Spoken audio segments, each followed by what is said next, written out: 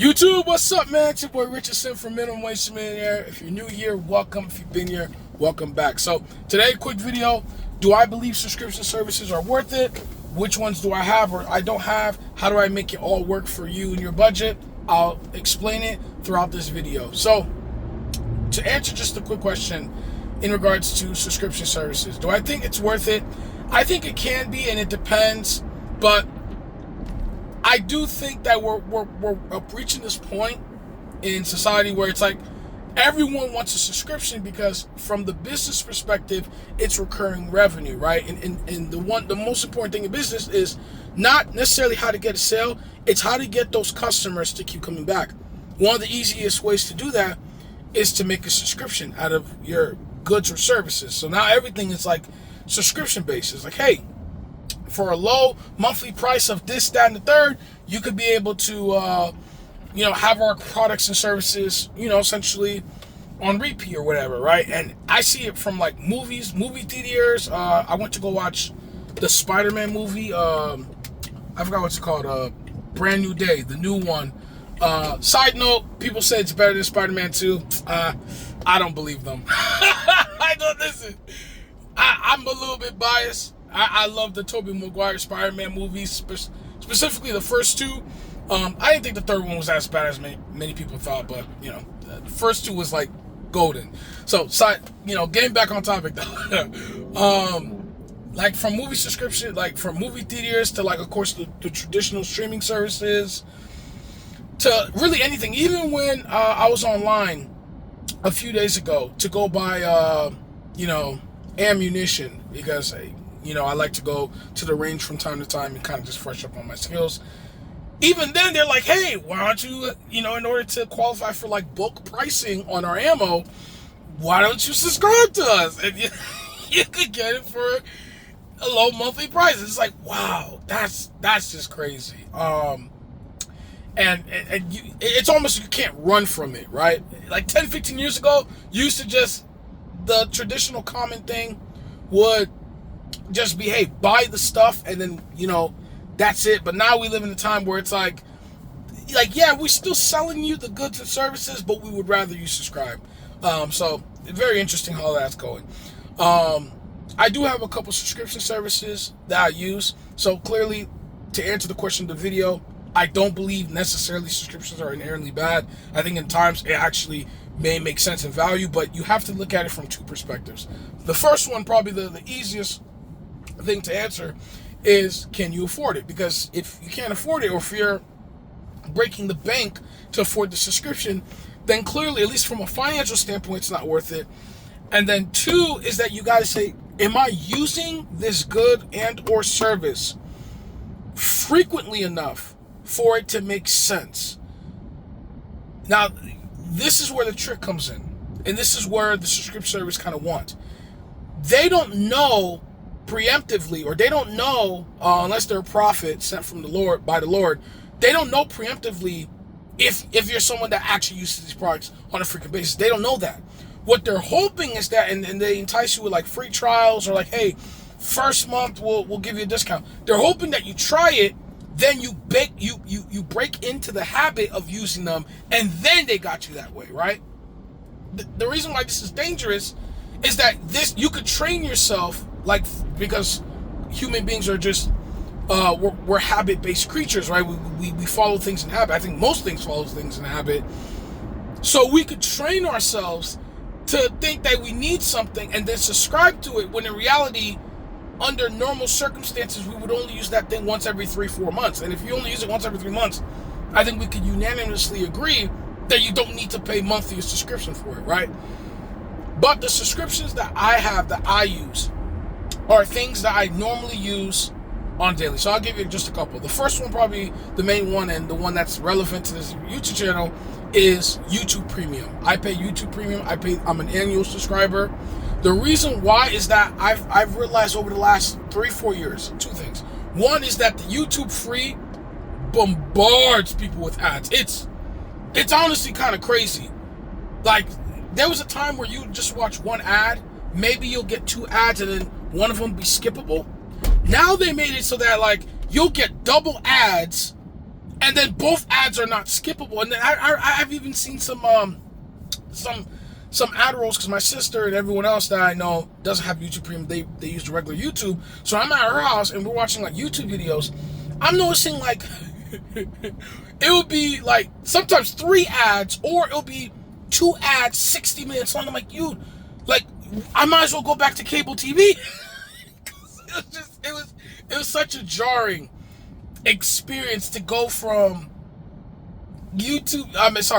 from being a YouTube Premium for at least a couple years now to going back to regular YouTube. I just can't. And the second part of that is that I watch YouTube for both educational and for entertainment purposes. It's easily my most used app or platform. If you even check my phone, the apps that I use on screen the most, it's not Instagram, TikTok, whatever. Like, for most people, it's YouTube. I love YouTube. And I could say that, hey, because I'm a YouTuber and I make some of my videos and stuff like that, I can justify to myself whether it actually is or not. It is what it is. I can tell myself that, hey, because I'm a YouTuber, it's justified. And obviously I can't write off the purchase because I'm not making money on YouTube, but the moment I monetize, I'm gonna divide some of that YouTube Premium on the business side of things, because technically I would be using it for business as well. But that's one.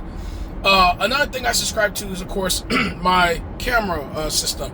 That's really at my parents' house. In case you guys know, I paid off my camera. We had like a 0 interest loan from them. Paid off the cameras, but we still have our camera systems because they're phenomenal. And although I plan on moving out soon, I know that when I get into an apartment, I'm gonna at least do the doorbell camera. Now I know there's some options that are subscription free, meaning that you just do everything local storage, and I think I might look into that as a way to kind of deviate from it. But I'm not necessarily opposed or against the monthly subscription of camera systems, because they're a passive deterrent, right? Does that mean that people are not going to be bold or brazen enough to do? Of course, someone with ill intentions are going to do it no matter what. But regardless, I think that's something that would be very, very, very interested to have. And then in times where you have to make a claim against whether it's something stolen, you have that camera footage as evidence you can use against any claims, especially when you have to fight against insurance companies. That's really great. Same thing for dash cameras. I don't have one, but I definitely should get one. Another, just to give you one more example, is one of the subscriptions that I use is that I also use a subscription for like privacy. I think I touched upon it in my privacy, underestimated investment video, where investing in your privacy. In that video, I talk about how I subscribe to like a data removal service. So, they scrub your data off the internet. Kind of like, I'm sure all of you guys seen the commercials with Incognito stuff. It's not Incognito, but it's a different company. And, I pay them an annual subscription because they only have annual subscriptions, but it's like $20, $30 a year.